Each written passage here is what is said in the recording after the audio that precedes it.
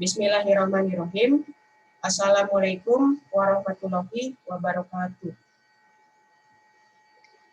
Waalaikumsalam warahmatullahi wabarakatuh. Salam sejahtera bagi kita semua. Semoga kita dalam rahmat dan lindungan Allah Subhanahu wa taala. Shalawat dan salam kita junjungkan kepada Nabi besar kita, Nabi Muhammad Shallallahu alaihi wasallam, yang menyelamatkan kita umatnya dari zaman yang jahiliyah ke zaman yang terang benderang seperti saat ini. Saya Efrans Firdaus bersama narasumber kita Gilang Ramadan dalam wawancara kali ini mengenai penerapan nilai-nilai kewarganegaraan yang baik di dalam aktualisasi responden dalam kehidupan sehari-hari. Adapun saya akan menjelaskan sedikit CV dari saya dan narasumber. Pewawancara Efrans Firdaus, Jakarta, 8 Mei 2002, beralamatkan di Perum Kedung Waringin, Kabupaten Bekasi, berasal dari Universitas Singapura Bangsa Karawang, Fakultas Teknik, Prodi Teknik Elektro. Adapun CV dari narasumber kita adalah Gilang Ramadan, tempat tanggal lahir 12 Desember 2001, alamat Kampung Kedung Gede, Kabupaten Bekasi, asal Universitas Islam Sunan Gunung Jati, Bandung, Fakultas Syariah dan Hukum, Prodi Hukum Pidana Islam. Nah, wawancara ini meliputi penerapan kewarganegaraan, diantaranya pertama ialah identitas nasional, hak dan kewajiban warga negara, falsafah Pancasila, geopolitik, HAM dan rule of law, dan demokrasi Indonesia. Nah, baik. Nah, sebagai mahasiswa Fakultas Syariah dan Hukum Islam, Prodi Hukum Pidana Islam. Nah, apa saja sih penerapan nilai-nilai kewarganegaraan yang baik di dalam aktualisasi responden dalam kehidupan sehari-hari, khususnya dalam identitas nasional? Kepada Gilang Ramadan, dipersilakan.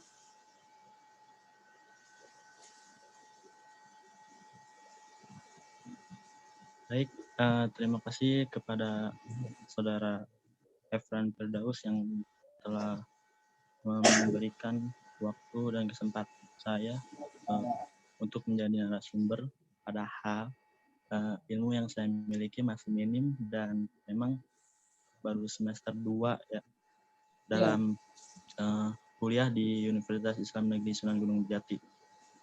Puji syukur kehadirat Allah Subhanahu wa taala yang telah memberikan kita beri-beri kenikmatan, dan sholawat serta salam marilah kita limpah curahkan kepada Nabi Muhammad SAW. Baik, langsung saja ya saya memberi sebuah statement di mana dalam aktualisasi identitas nasional itu dalam kehidupan sehari-hari yang saya pelajari, yaitu identitas nasional itu adalah sebuah identitas atau karakteristik dari sebuah negara. Dan negara lagi itu dibagi dua lagi. Ada negara secara keseluruhan, seperti identitas nasional negara secara keseluruhan itu yaitu kayak Garuda Pancasila sebagai lambang, terus bahasa nasional bahasa Indonesia, lagu kebangsaan Indonesia Raya, dan Pancasila sebagai falsafah di kehidupan bernegara dan berbangsa. Lalu ada lagi identitas dari sebuah wilayah di negara tersebut, yaitu ya tadi kebudayaan yang ada di sebuah negara tersebut.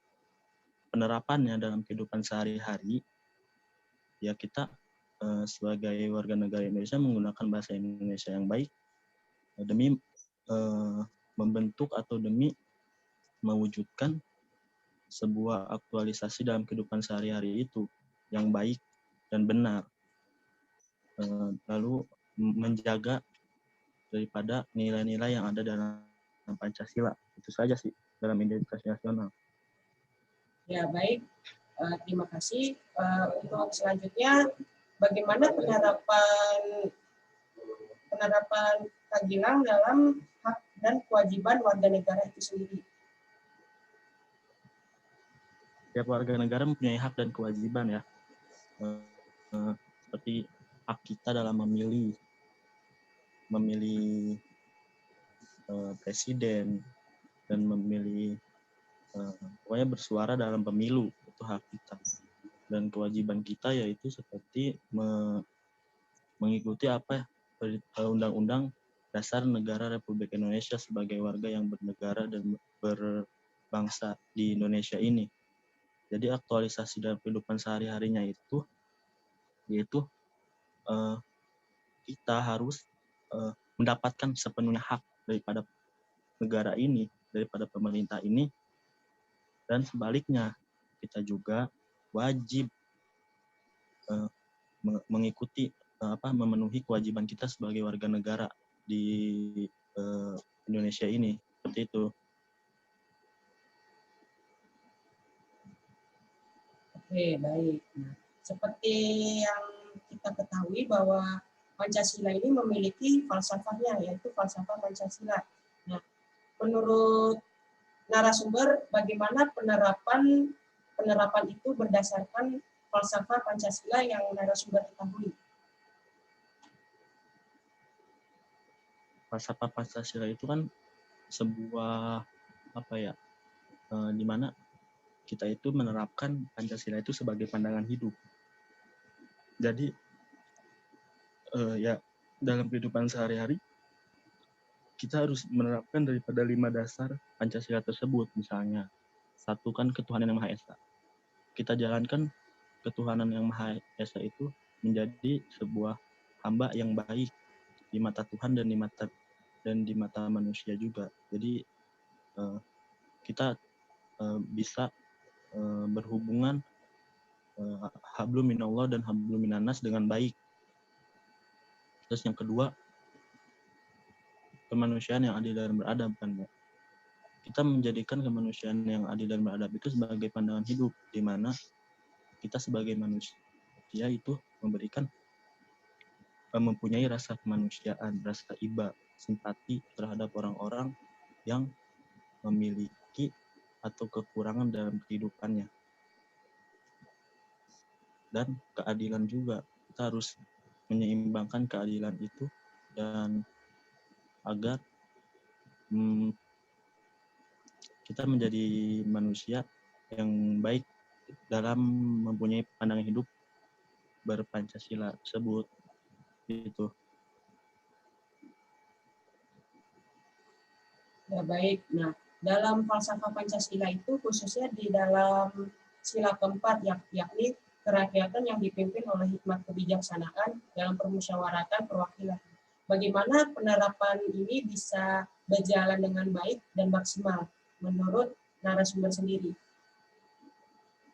Menurut saya, menjalankan Pancasila keempat itu, kita harus menjunjung tinggi permusyawaratan, ya. Musyawarah, setiap apapun masalahnya harus dimusyawarahkan. Jadi, contoh ketika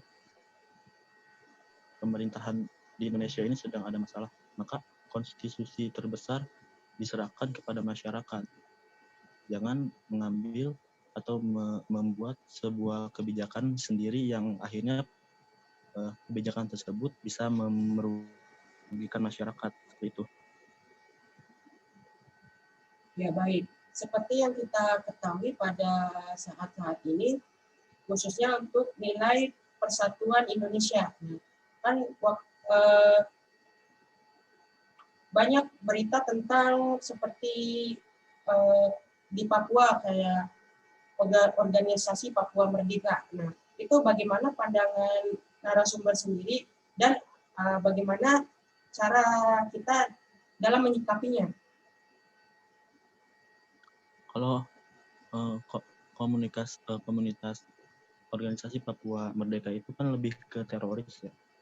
Teroris itu kan tidak diperbolehkan di dalam negara kita. Jadi ya pemerintah harus segera menangani dan segera membuat kebijakan untuk mengusir teroris tersebut. Jadi OPM itu sebuah organisasi terorisme yang mengancam bahwa ingin memisahkan diri dari Indonesia. Jadi itu sih. Baik. Nah, seperti yang saya bilang tadi, ini ada sangkut pautannya dengan, nah, ini adalah pembahasan selanjutnya, yakni geopolitik. Nah, dalam penerapan nilai-nilai kewarganegaraan yang baik, nah, bagaimana aktualisasi dalam geopolitik itu sendiri, baik yang saya sebutkan tadi mengenai gerakan yang memecah belah negara Indonesia ataupun hal-hal lainnya yang narasumber ketahui.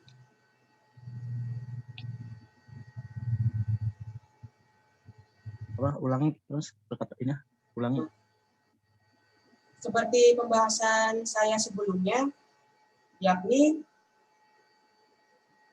ada sangkut pautnya dengan materi selanjutnya, yakni geopolitik. Bagaimana penerapan nilai-nilai kewarganegaraan yang baik dalam aktualisasi responden terkait peristiwa seperti contoh gerakan Papua Merdeka ataupun kasus-kasus lain yang narasumber ketahui. Jadi kan geopolitik itu di mana sebuah ilmu yang memberikan ilmu atau studi yang mengenai kebijakan, di mana kebijakan tersebut dibuat karena adanya masalah-masalah yang ada di wilayah geografi negara tersebut. Geopolitik itu kan seperti itu kan pengertiannya kurang lebih. Menurut saya ya pemerintah itu harus lebih fokus dalam penanganan masalah-masalah yang ada di geografi wilayah Indonesia ini, termasuk yang di Papua misalnya kan, terus yang kemarin sempat ada yang di Aceh. Sebenarnya mereka itu keluar ingin memisahkan diri dari Indonesia karena ketidakpuasan akibat kebijakan-kebijakan yang dibuat oleh Indonesia, pemerintah Indonesia ini, sehingga pemerintah harus lebih merangkul mereka, harus lebih menanyakan kepada mereka apa yang mereka inginkan, apa yang mereka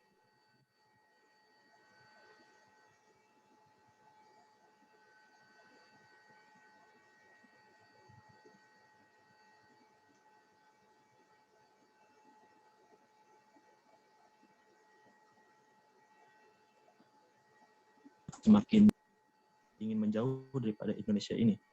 Penerapannya yaitu. Maaf tadi sebelumnya jaringan tadi terputus ya. Coba diulangi lagi tadi. Jadi kan OPM itu sebenarnya contohnya OPM dan kayak kemarin itu ada Aceh. Itu mereka itu ingin keluar dari Indonesia karena ketidakpuasan terhadap kebijakan yang dibuat oleh pemerintah Indonesia.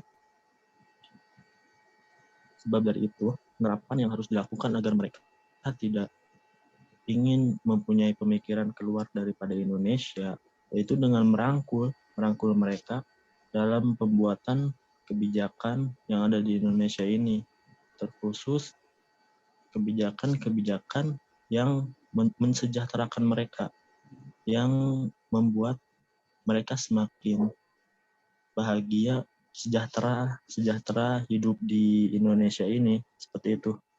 Ya, baik. Dalam kasus seperti OPM atau Gerakan Aceh Merdeka atau GAM, menurut narasumber yakni dari kurangnya kesejahteraan dan pemerintah kurang merangkul dalam bidang ekonomi ataupun yang lainnya. Namun apakah ada faktor sejarah dari sebuah gerakan-gerakan itu? Terima kasih. Mungkin ya yang saya ketahui kalau berkaitan dengan Aceh itu kan sejarahnya dari TII kan, TII itu yang Kahar Mujakar kalau nggak salah. Mungkin mengenai sejarah gerakan-gerakan mereka berdua saya kurang mengetahui dan kurang berwawasan terhadap sejarah tersebut. Jadi saya tidak bisa memberikan sebuah statement atau sebuah informasi tentang sejarah karena memang sejarah itu harus betul-betul dipelajari dan betul-betul ada betul-betul diketahui oleh kita untuk menceritakannya, jadi tidak bisa mengarang ya, mohon maaf. Baik. Dalam kasus seperti ini ada sangkut pautnya dengan materi kita selanjutnya, yakni hak asasi manusia dan rule of law. Bagaimana pandangan dari narasumber mengenai apa karena faktor dari hak asasi manusia yang kurang diperhatikan atau mungkin dari peranan rule of law itu sendiri? Terima kasih. Hak asasi manusia, ya kan semua manusia mempunyai hak-haknya untuk hidup ya. Jadi mungkin ini tidak ada sangkut pautnya dengan hak asasi manusia. Gerakan mereka itu tidak ada sangkut pautnya dengan hak asasi manusia. Mungkin hanya dilandasi oleh ketidakpuasan daripada kebijakan yang ada di Indonesia dan sebuah aksi terorisme seperti itu. Lalu kemudian tentang rule of law, bagaimana penerapan nilai-nilai kewarganegaraan yang baik dalam aktualisasi ini? Saya sedikit beri penjelasan. Rule of law itu adalah supremasi hukum.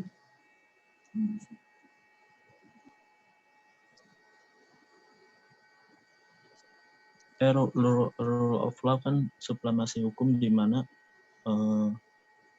pemerintah itu meninggikan hukum setinggi-tingginya kan, gitu. Ya. Tapi dalam pembuatan hukum tersebut juga harus menyangkut pautan konstitusi, dan tidak ada konstitusi tertinggi daripada rakyat, karena kan demokrasi oleh rakyat, dari rakyat kan untuk rakyat. Jadi bagaimanapun rakyat harus diikut sangkut pautkan dalam pembuatan daripada hukum-hukum tersebut, seperti itu. Ya, baik. Materi kita yang terakhir yakni tentang demokrasi Indonesia. Bagaimana penerapan nilai-nilai kewarganegaraan yang baik dalam aktualisasi responden dalam kehidupan sehari-hari di bidang demokrasi Indonesia yang seperti kita ketahui ini. Seperti yang saya katakan tadi ya, demokrasi kan dari rakyat, oleh rakyat, dari rakyat untuk rakyat. Di mana rakyat itu mempunyai hak dan suara untuk menyampaikan pendapat daripada kebijakan-kebijakan atau hukum-hukum yang dibuat oleh pemerintahan tersebut. Itu kan kurang lebih yang saya ketahui tentang demokrasi seperti itu.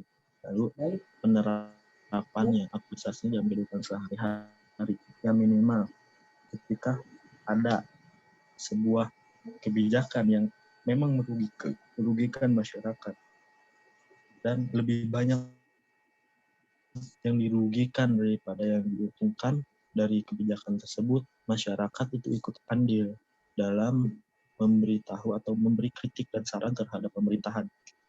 Itu adalah sebuah demokrasi di mana rakyat itu berani untuk mengkritik, berani memberi saran terhadap kebijakan-kebijakan yang memang tidak menguntungkan bagi masyarakat yang banyak. Itu peran penting dalam sebuah demokrasi, adalah kritik dan saran terhadap pemerintahan.